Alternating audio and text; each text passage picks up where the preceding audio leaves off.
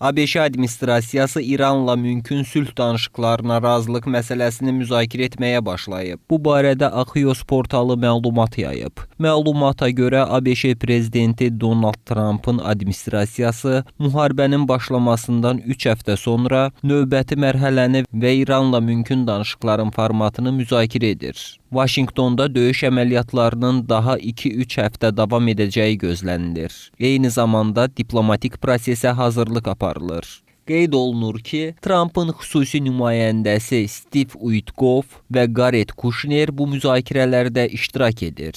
ABŞ və İran arasında birbaşa təmaslar olmasa da, Misir, Qətər və Böyük Britaniya vasitəçi rolunda çıxış edərək tərəflər arasında mesajlar ötürür.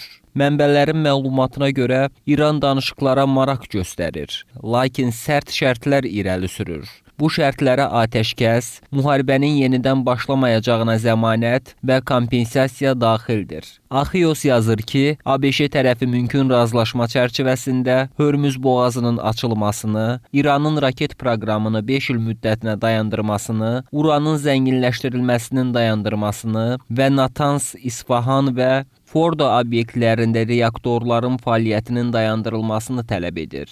Bundan əlavə, Vaşinqton İranın nüvə proqramına nəzarətin gücləndirilməsini, region ölkələr arasında silahlara nəzarət razılaşmalarının əldə olunmasını və raket sayının məhdudlaşdırılmasını istəyir. Həmçinin ABŞ İranın Hizbullah, Husilər və Həmas kimi qruplaşmalara dəstəyini dayandırmasını tələb edir.